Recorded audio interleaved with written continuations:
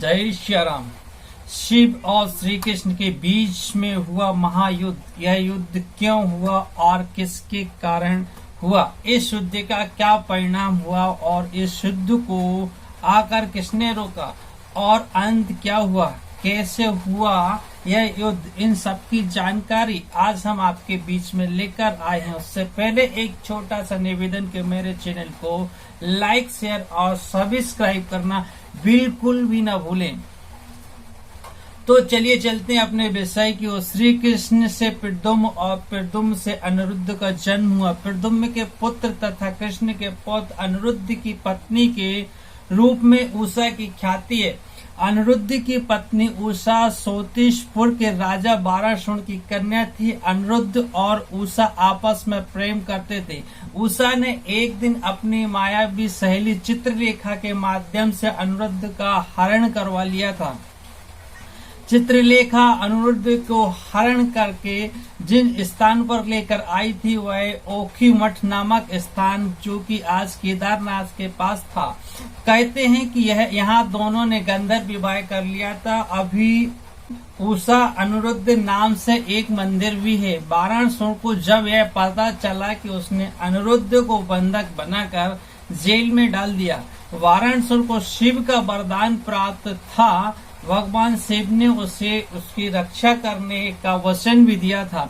जब भगवान कृष्ण को इस घटना का पता चला तो वे अपनी सेना लेकर वाराणसी के राज्य में प्रवेश कर गए। जब कृष्ण को यह पता चला कि वाराणसी ने अनिरुद्ध को बंधक बना लिया तो वे बलराम, प्रद्युम्न सहित गधा, साम्ब, स्वर्ण, उपनंदा, भद्रा आदि को साथ लेकर सोतिशपुर, वर्तमान तेजपुर जो कि असम में है, पहुंच गए। वाराणसी को जब इस बात का पता चला तो उसने भगवान शिव का आह्वान किया और उन्हें अपनी रक्षा करने का निवेदन किया।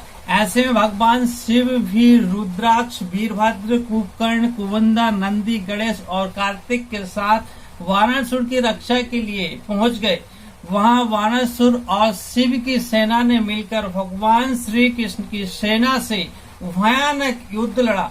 दोनों सेनाओं के बीच भयंकर युद्ध हुआ। श्री कृष्ण ने वाराणसी के असंख्य सैनिकों को मार गिराया तो शिवजी ने भी कृष्ण की सेना का भारी नुकसान किया।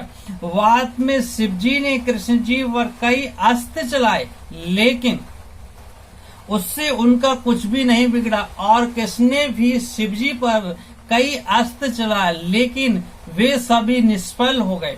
तब अंत में शिव ने भगवान कृष्ण पर पशुपात अस्त्र छोड़ दिया। इसके बाद जवाब में कृष्ण ने भी नारायण शस्त्र छोड़ दिया। दोनों के शस्त्रों से भयंकर आग उत्पन्न हुई, लेकिन दोनों को कोई नुकसान नहीं हुआ। ऐसे में श्री कृष्ण ने शिव जी को सुलाने के लिए निद्रा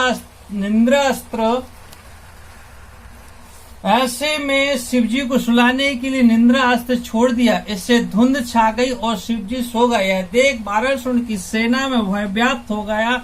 उनकी सेना कमजोर हो गई। प्रद्युम्न और कार्तिकेय का भयानक युद्ध हुआ, जिसमें कार्तिकेय घायल हो गया। दूसरी तरफ बलराम जी ने भी कुमुंदा और कुंभकर्ण को घायल कर दिया। यह देख वाराणसी ने अपने प्राण बचाकर भागने लगा। श्री कृष्ण उसे छोड़ दौड़े और उसे पकड़ लिया और उन्होंने उसकी भुजाएं काटने शुरू कर दी।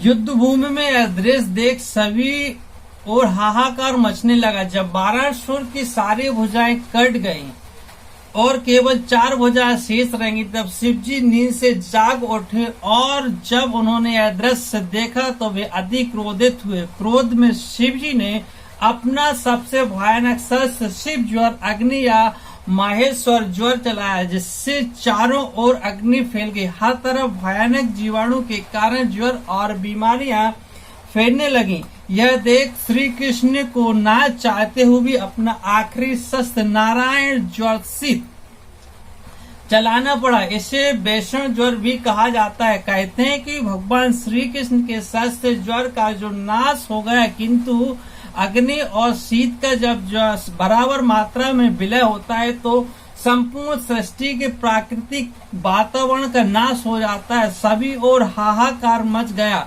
भयंकर दृश्य देखकर नारद मुनि सहित सभी देवी देवता, यक्ष, गंधर्व आदि ब्रह्मा जी से इस युद्ध को रोकने का निवेदन करते हैं, लेकिन ब्रह्मा जी इस युद्ध को रोकने में अपनी असमर्थता व्यक्त करते हैं। तब वे सभी मिलकर पराशक्ति देवी भगवती माँ दुर्गा की आराधना करते हैं। माँ दुर्गा प्रकट होकर दोनों पक्षों को शांत करती हैं। उस समय श्री कृष्ण कहते हैं कि हे माते, मैं तो बस अपने पौत्र अनिरुद्ध को स्वतंत्र कराना चाहता हूँ। तभी शिव जी कहते हैं, मैं भी अपने भक्त की रक्षा के लिए प्रतिबद्ध हूँ।